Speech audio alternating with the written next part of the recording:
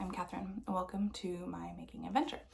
This is a video podcast where I like to share the crafty things that I've been up to, and today I'm going to be sharing January updates. It's going to be maybe a little bit different than normal. Oh wait, let me finish the intro. I live in the rural Midwest with my husband and our 3 daughters. And today, I told you today is Friday, January 23rd. You can find me on Instagram and Ravelry as My Making Adventure. Today, this podcast feels like a little bit different than typical because I'm in the middle of the 12 Cast Ons Make Along, which is hosted by Ange of Yarn and Yarns. And so I've been casting on with a lot of intensity since or just after Christmas. So I have completed 10 of hopefully what will be 12 cast-ons. To participate in the make-along, you don't actually have to cast on 12 things. You can cast on anywhere from 1 to 12 things. So I've cast on 10. And I'm hoping to cast on 2 more. I already have like in my mind what I want to do.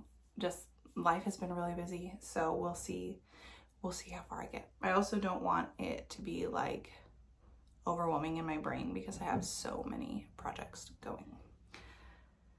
So, first of all, one of my newest finished objects is also what I'm wearing. I finished my color tip tee and I love it so much. So all of the pretty colors are here at the top. This pattern is a color tip tee by Emily Curtis. And I did a V-neck modification. I left off the pocket, and in the original pattern the sleeves are knit the same as the body color and only the ribbing is different. But since I had 6 mini skeins, I wanted to use up as many of the different colors as I could. So the mini skeins are from Forbidden Fiber Arts, and I won them as a prize from Stephanie of Texas Peach Knits like over a year ago, and I'm finally using them.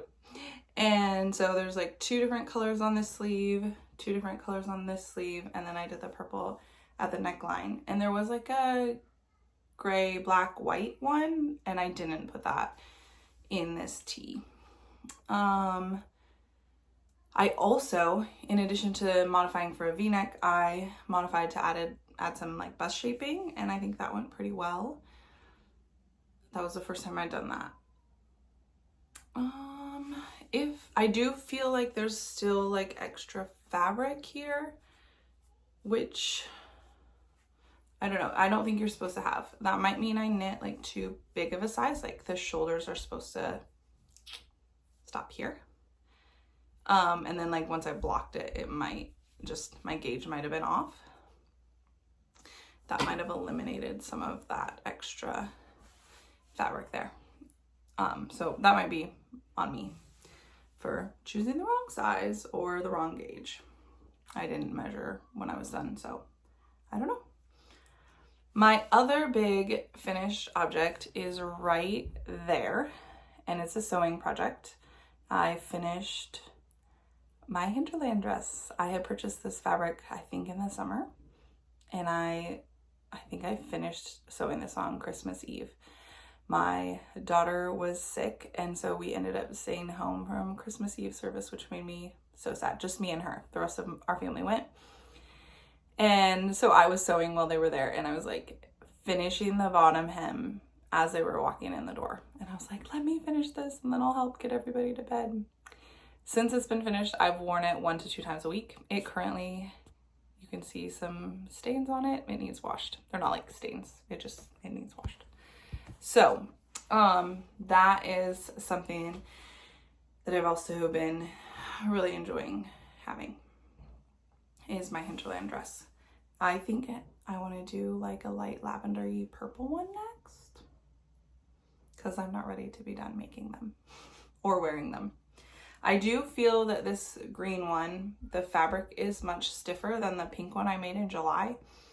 And I think that it's just the fabric. But when I wear the pink one now, I'm like, ooh, is it gonna wear out soon? So, but I still wear each of those at least once a week, probably. All right, I feel like I didn't get the camera quite right. Don't fall on me. How's that? Do you get to see more of me now?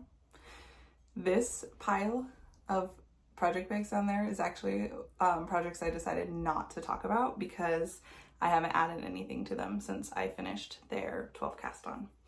So I do have some more finished objects to talk about, but these finished objects are finished and started with the 12 cast ons. So I thought I kind of separate them. The shirt and the dress are 2025 finishes, and the next 3 finishes I'm going to discuss are 2026 finishes. The first one is a dishcloth. I don't have it with me. Maybe I have a picture. But I knit a dishcloth in a day as part of the 12 cast on. So I gave myself a little challenge. We were in the car for 12 hours. I was like, okay, I got some knitting time. I'm gonna knit a dishcloth today. And I did. And it has quite a few little unique details. But I did it a jelly roll style. I think I cast on 8 to 10 stitches. I'm having trouble remembering. I think in my cast ons video, I'd actually tell you how many stitches I cast on for each section. So I should probably refer you to that because it feels like it's been a long time now. I think that was actually January 1st that I cast on and finished the dishcloth. Then I have made and gifted 2 baby sweaters. So excited for those babies to come. So the first is an Ollie's classic cardigan, and I think I knit the 6-month size in Pearl Soho good wool. I had a full skein left over after making my daughter her sweater this fall, and so I used that extra skein to make this new baby a sweater. And I did modify it. Instead of having folded cuffs and hem and a double knit button band, I did 1x1 rib on all the finishes. I felt like the button band sometimes feels like a really big slog. And so instead of dealing with that, I just decided to do 1x1, and it turned out really cute. For babies, I don't put buttons on.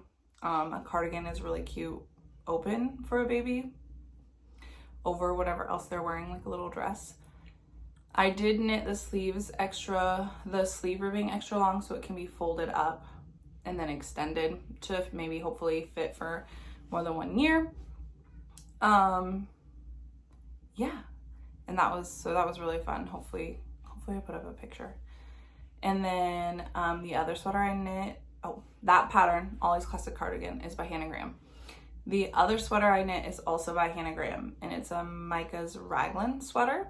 This pattern Hannah has in both a tee and a sweater version, but I knit the sweater version, and I held fingering weight yarn double, and I knit the smallest size, which I think is just called baby.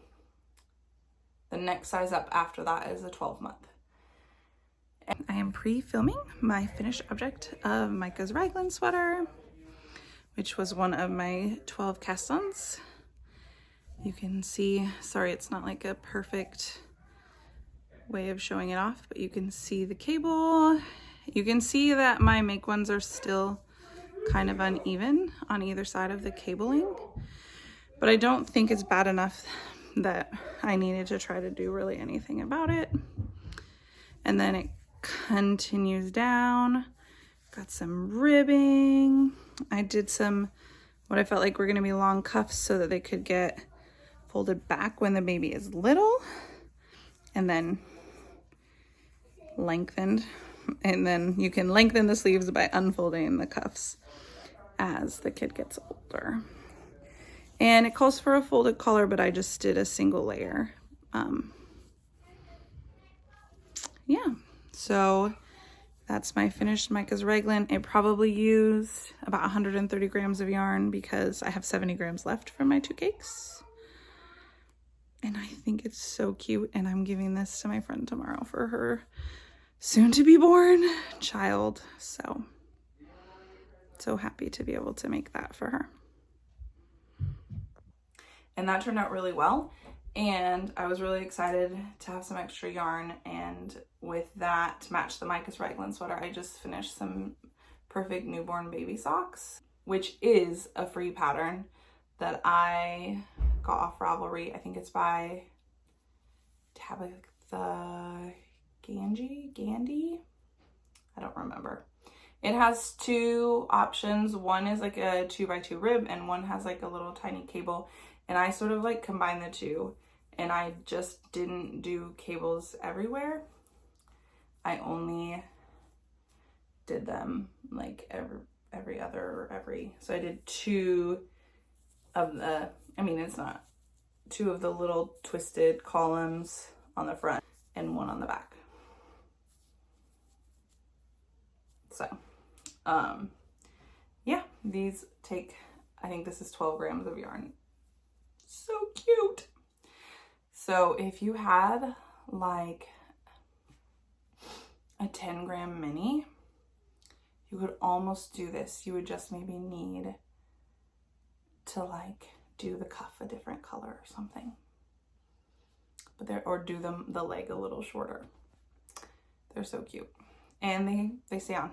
My babies have worn, well, I guess I was just thinking about it. I wasn't really regularly knitting when my first two daughters was born, but when my third was, she wore these. And they fit really well. So if the baby has not yet been born, by the time I see the mom next, I will gift those to her. Otherwise, I don't know if I'll see her in time for them to really work. But hopefully. All right. Those are my finishes. Now I'm going to talk about 3 whips, which I cast on as part of the 12 cast-ons. And my cat is sitting in the basket with one of them. And I'll just give you a little update.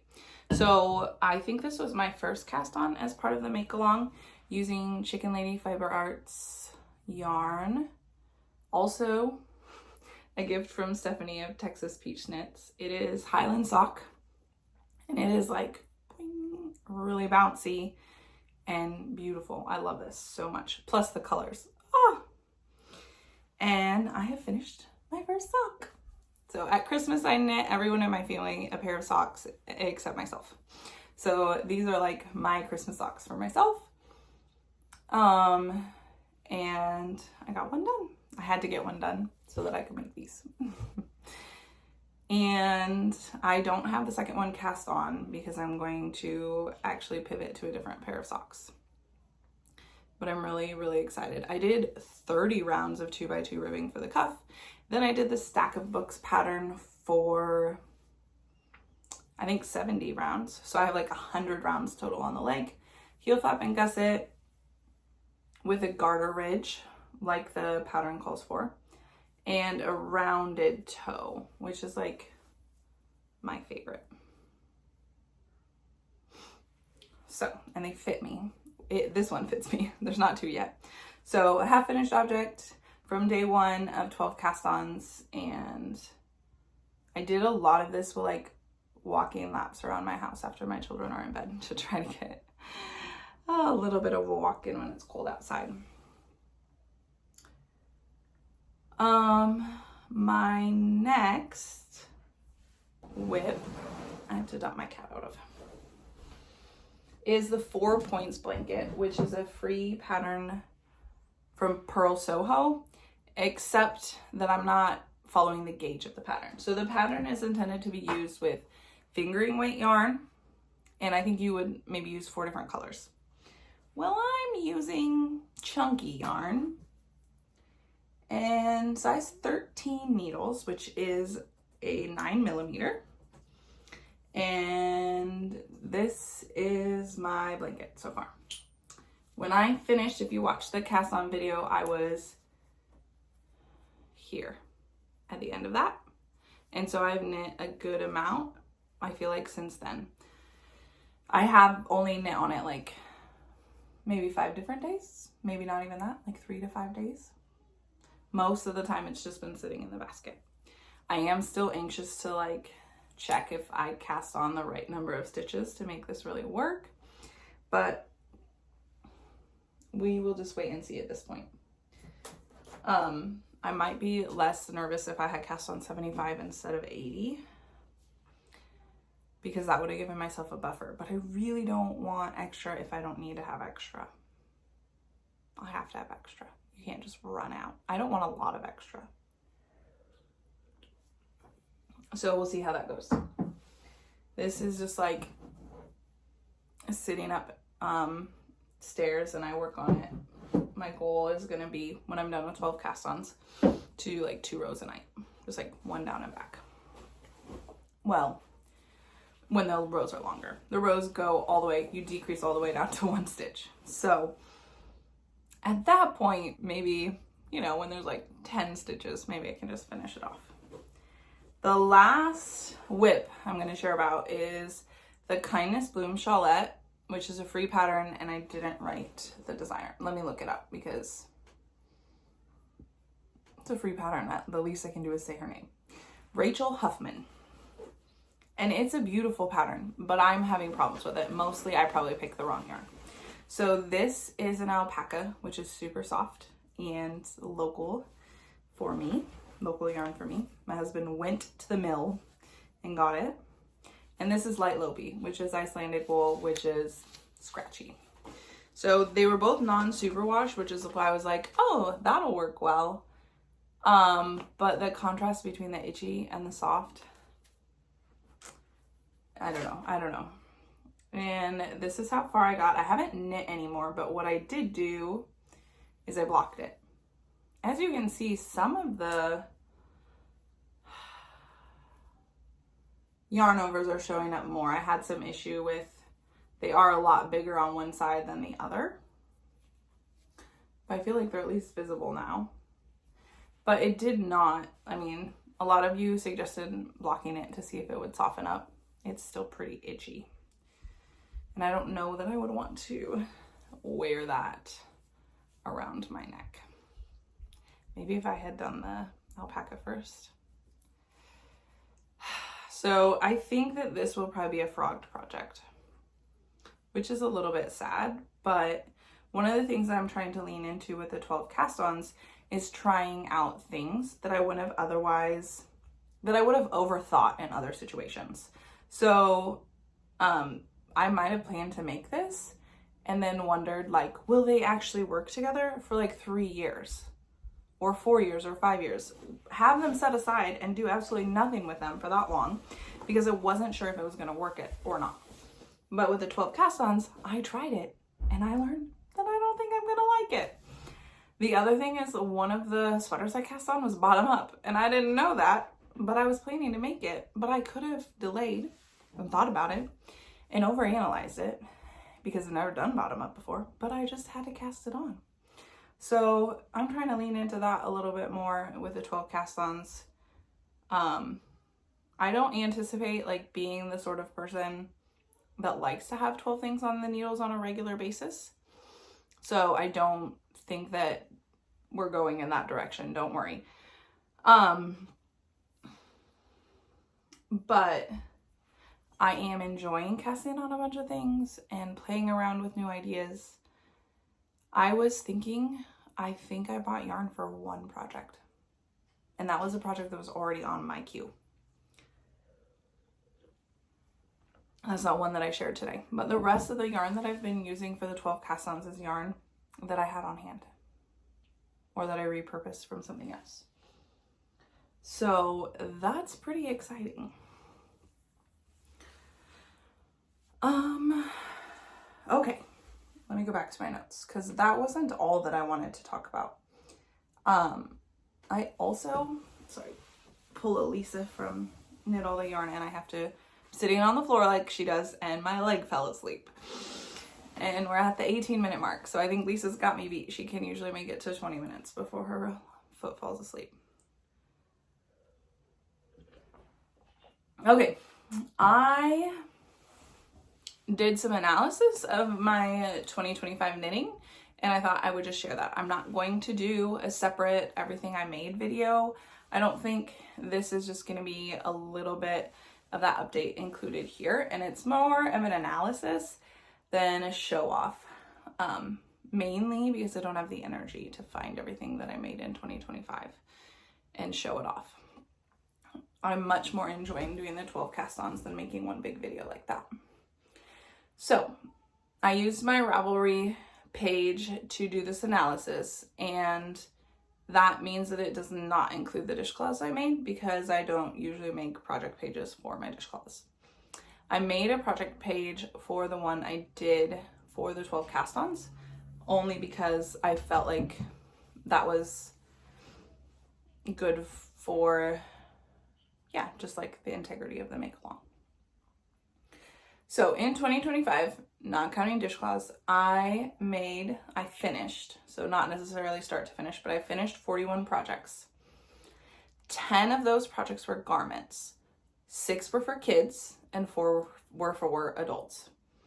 I knit 12 pairs of socks. 6 were for kids and 6 were for adults. I made, 7 hats, 1 ear warmer, 2 pairs of mittens, and all those were kid or baby sized. I made 3 Christmas stockings, and I made 4 purses and 2 hot water bottle covers. And then just for perspective, oh, maybe this counts that. The 41, I must have counted, I guess, 10 dishcloths. 10, 22, 32... No, so 10 is not on top of the 41. Maybe I made 10 dishcloths, just for perspective. And that would be some of those were like a fingering or sport weight, and some of those were like a DK or worsted weight. Another thing that I thought would be interesting is like, who was I making things for? So I made 8 things for myself. 3 pairs of socks, 2 t-shirts, 2 sweaters, and 1 hot water bottle cover. I made 21 things for my family, and I didn't itemize that. So of the 41 finished objects, 21 were for my immediate family members, my husband, my daughters, my sons. And I gift knitted for outside of our immediate family 12 items, and those 12 are not even, I don't think, it's not like extended family, it's just for other people that we go to church with, that we're friends with, things like that. And then I don't keep super good track in Ravelry of how many grams each project takes, just because by the time I'm done with a project, I don't want to have to weigh the yarn anymore. Or like when I get started, I don't want to have to weigh it to start.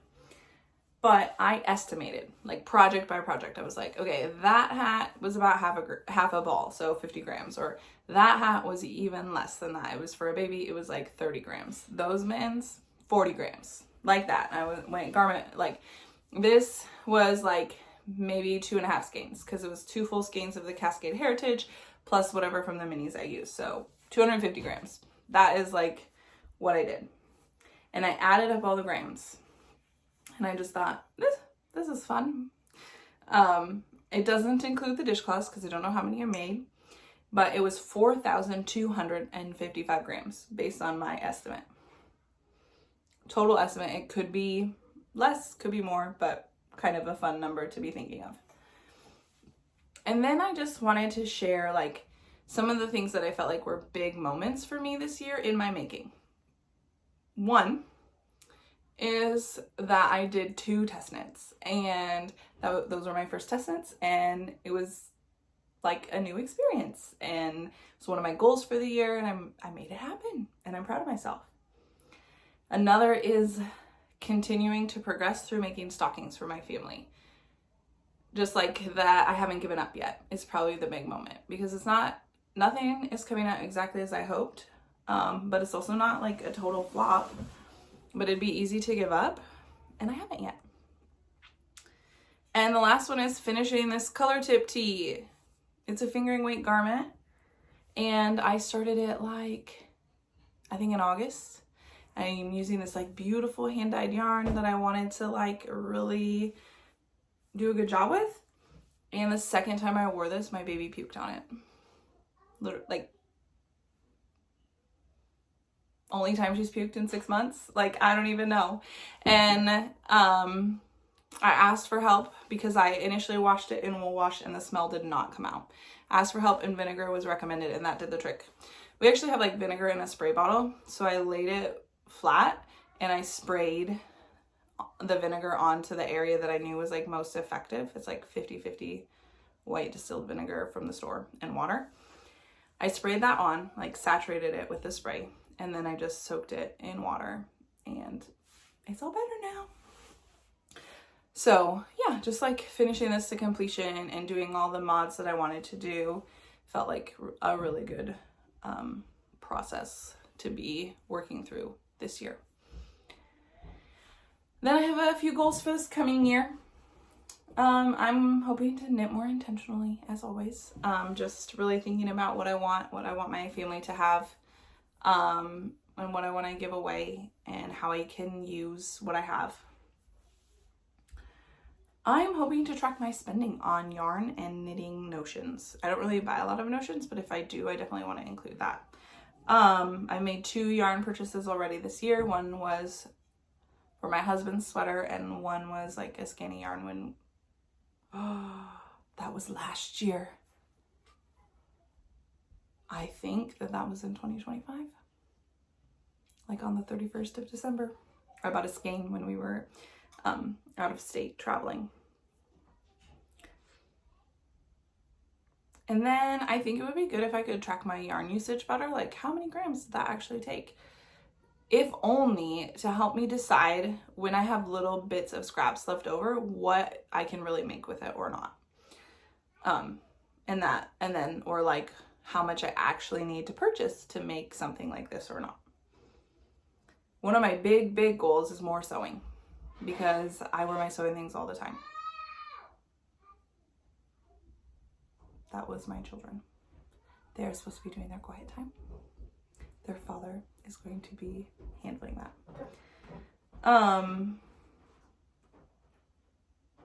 I want to gift knit for my extended family more. More on that probably in the next podcast. And we are hoping to dye yarn more. This yarn, my husband dyed, and it's gorgeous. And the sweater that I made with that yarn is gorgeous. And there's some more up here you can see that he's dyed. We want to be doing more of that because we both enjoy it and I like using it. I'm trying to make sure I talked about it all. So yeah, those are my goals for 2026 knitting. Somehow, I still don't have room on my yarn shelf for all of the yarn I have, and I don't have room on my fabric shelf for all of the fabric that I have.